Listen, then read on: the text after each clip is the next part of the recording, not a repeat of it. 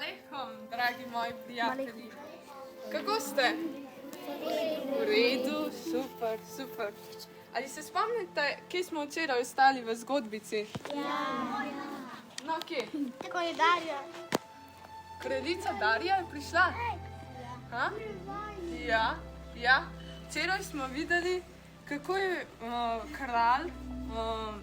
je kralj Belšacar bil zelo ošaben in nepošten kralj in zato mu je bil Babilon odvzet. Videli smo, ko je prišla kraljica Darja, kakšen v resnici mora biti vladar. Mora biti poslušen, pravičen, moder, ponižen pred Bogom in še marsikaj drugega. Kraljica Darja se je zelo trudila, da je bila vse to in še več, a včasih je spodletelo, saj se je zapletla v pasti, ki so ji nastavili ti hudobni dvorjani. Joj, no, poglejmo, kaj se je zgodilo zdaj.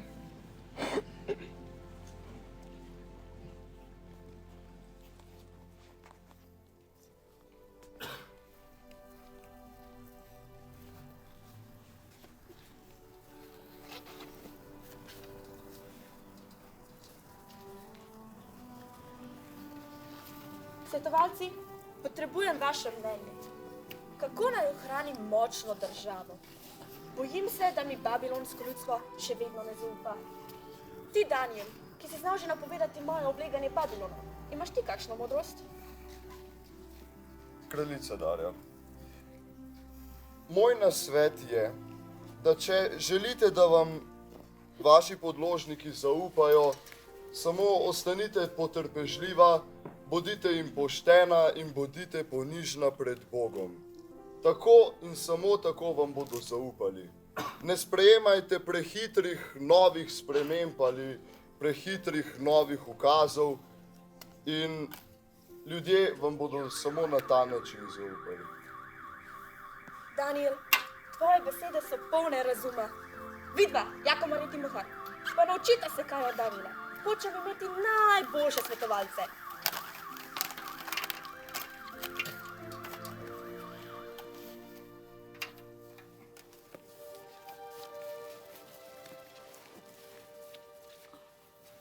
Zakaj se skrivala? Da vidiva, kaj počne Daniel. Ne vem, kako mu vedno uspe, da izpade boljši od naju. In to pri čisto vsakem kralju, ki ga imava. O moj Bog, Bog, ki daješ razum in modrost, tebe hvalim. Zahvaljen, ker si svojemu zvestemu služabniku dal potrebnih darov, da izpolnjuje tvojo sveto voljo.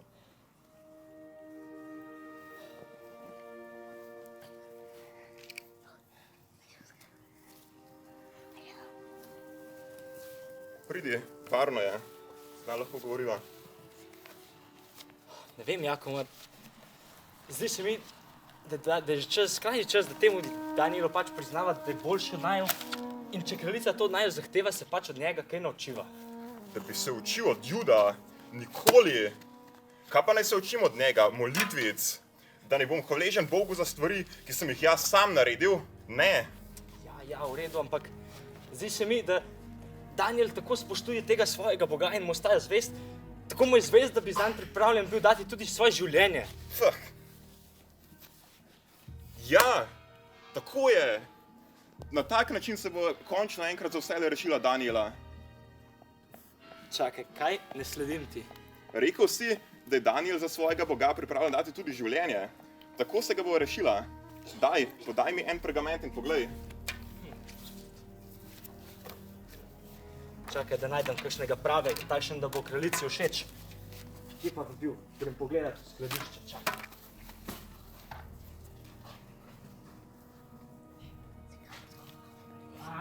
Tale, iz čistega bambusovega papirja bo pravi. Evo, Dajva. sedaj pa pozorno poglej. Jaz, kraljica Darja, ukazujem, da je prihodnjih 30 dni v Babilonu namenjenih čaščenju nove kraljice, ki vam je prinesla mir in blaginjo. Vsak, ki bo v 30 dneh kogarkoli kaj prosil, Boga ali človek, Jakomar, fenomenalen si, razen kraljice Darje, bo vržen v levo jamo. Fenomenalno, Jakomar. Evo, tako, urejeno je. Zdaj pa samo še nasila kraljici, da potrdi ta zakon s svojim pečatom in takoj bo prijavila Daniela. No, najprej ga mora seveda videti prekršiti zakon, no. Ah, se sploh ni važno. Pojdiva do kraljice. Otroci, ali vidite, kaj sta počela Jakomar in Timohar? No, ali se kdo spomni, o čem smo govorili v zgodbici 2 dni nazaj? Ja, O čem? o Suzani. Ja, o nepoštenosti. In kaj se bo zdaj zgodilo z Danielom, če bo kraljica sprejela ukaz, ki sta ji ga nastavila Jakomar in Timohar? Joj, jaz ne vem, če je to dober zakon. Kaj se bo zgodilo? A mi zna kdo povedati? Ne. Ne? No, potem pa raje kar poglejmo naprej.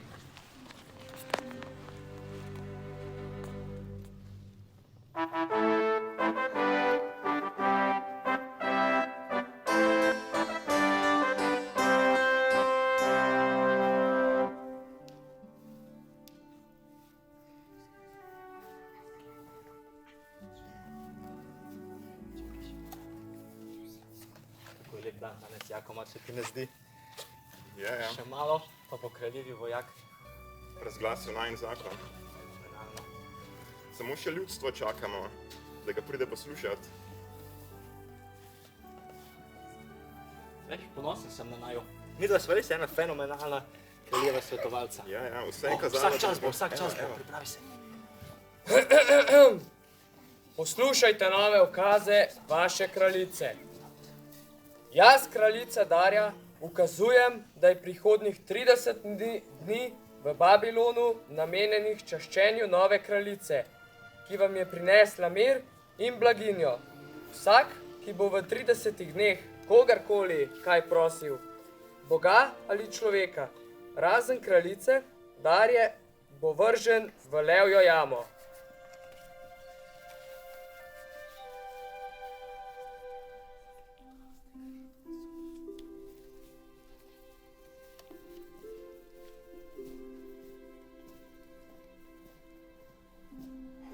Moj Bog, si slišal, Babilon spet hoče, da te zatajim.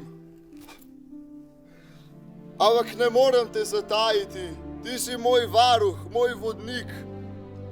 Lahko mi ubijejo telo, ampak ne morejo mi uničiti duše. Ne bom te zatajil. Aha, pa te imam! Straža! Straža! Imamo prvega prestopnika kraljevega zakona. Kraljičin pečat se niti dobro ni posušil, ti pa že kršiš njen zakon. Jakomar in Timohar, lahko bi si mislil. Ampak on je najtesnejši kraljičin svetovalec. Ja pa sej ni važno, kdo je. Kršil je kraljičin zakon, odvesti ga moramo pred kraljico. No prav, verjetno je res najbolje, da kraljica zve. Joj, otroci, kako mislite, da se bo odločila kraljica Darja? Ali bo kaznovala Daniela, ali mu bo oprostila? Kaj mislite? Oprostila. Ne? Misliš, da mu ne bo oprostila? Kaznovala. Joj, jaz pa res srčno upam, da mu bo oprostila, veste. Po moje bi bilo najbolje, da počasi kar pogledamo naprej.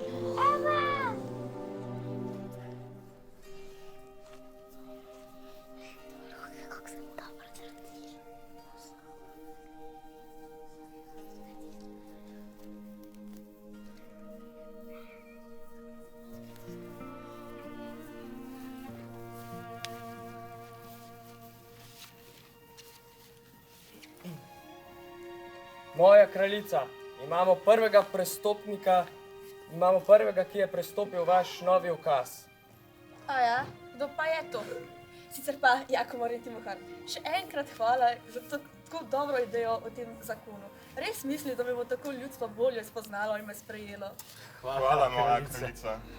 No ja, kje imate zdaj tega prestopnika? Je že uječi, so levi že siti. V bistvu je tukaj. Kje? Ne vidim ga. Tukaj. Zaročujete iz mene? Ne. Ja, kraljica, Daniel je. Videla sva ga, kako je molil in častil svojega boga, pa čeprav je vedel za vaš zakon. Ampak Daniel je moj najboljši svetovalec. S tem zakonom nisem ciljala nanj in na njegovo vero, saj vem, koliko mu njegov bog pomeni. Ampak, moja kraljica, v zakonu je s črkami jasno napisano, da se to navezuje tudi na vaše najbližje svetovalce, tudi na naju z Jakomarjem. Saj veste, kot je napisano. Tako naj se zgodi. Ampak nočem izgubiti Daniela. Ne vznemirjajte se, moja kraljica. Moj bog, ki me je obvaroval že pred vsemi nevarnostmi v mojem življenju, me bo obvaroval tudi levov. Torej ga vržem levom, kraljica? Da.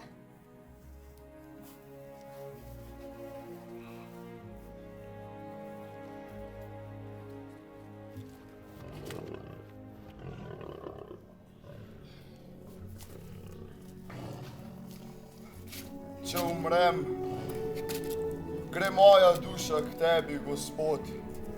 Če pa želiš, da še ostanem tukaj in ti služim, pa me boš obvaroval tudi teh zveri. Zdrži, Daniel, ob svitu te prijam pogledat.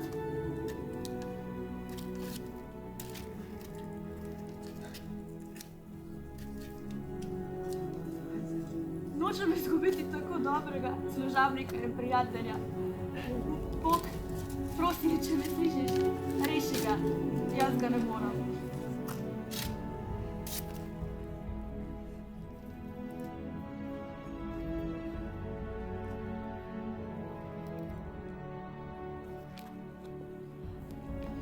Jutro je, lahko odpremo vrata kletke. Daniel, služabnik živega Boga, te je tvoj Bog rešil pred levi. Živela kraljica in slavljen bodi Bog, ki me je obvaroval pred temi pošastmi in poslal svojega angela, da je levom zaprl žrela. Vidim, Daniel, tvoj Bog te je rešil. Blagor tistim, ki verujejo. Kaj ti? Ti bojo rešeni tudi pred levim žrelom. Moja kraljica, kaj pa naj zdaj? Odprite vrata kletke. Daniel je rešen. Kako je to mogoče? Daniel bi moral umreti. Zakaj se potem tako trudila s tem zakonom? Ne, to je nemogoče. Gotovo je z nečim omamil leva, da ni bil lačen. Se opravičujem, kraljica, veste, Jakomar je včeraj zvečer nekaj čudnega pojedel, malo je bolesten, ga bom jaz odvedel v počitku, mu dal zapiti vodo, se veste, da se malo prečisti, da ne bo koga okužil. Ne, ustavita se. Vedela sta za to, vidva. Hotela sta se znebiti Daniela, ker je bil boljši svetovalec od vaju. Vidva pa sta nesposobna. Ne, moja kraljica, priseževa. Nisem tako naivna kot vaš prejšnji kralj in dobro poznam te dvorne spletke, zato bosta še plačala. Kraljica Miloš, prosim vas! Usmilite se. Usmilite se naju. Danes se končajo vse vajne Ne bomo spletke. več. Stražarji, odpeljite jih levo. Tako rokašite, kraljica. Ne! Ne!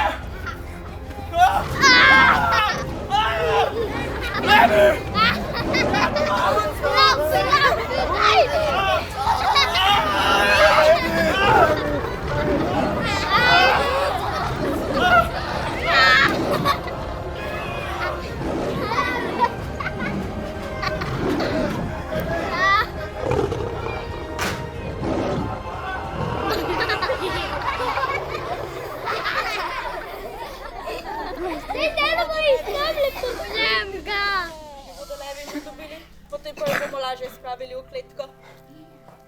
Daniel, sedaj verujem v tvojega Boga. Tvoj Bog je edini pravi in živi Bog.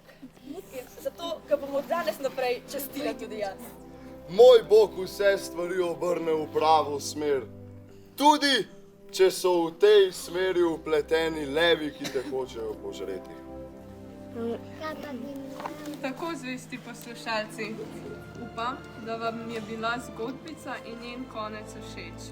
Meni je bilo najbolj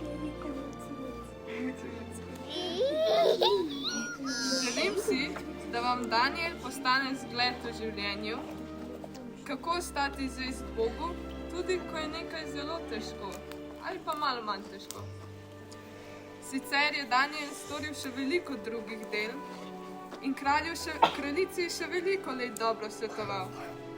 A kakšna stvar naj ostane neizrečena, da jo boste lahko tudi sami poiskali v Svetem pismu ali pa vprašali danes animatorje na svojih katehezah.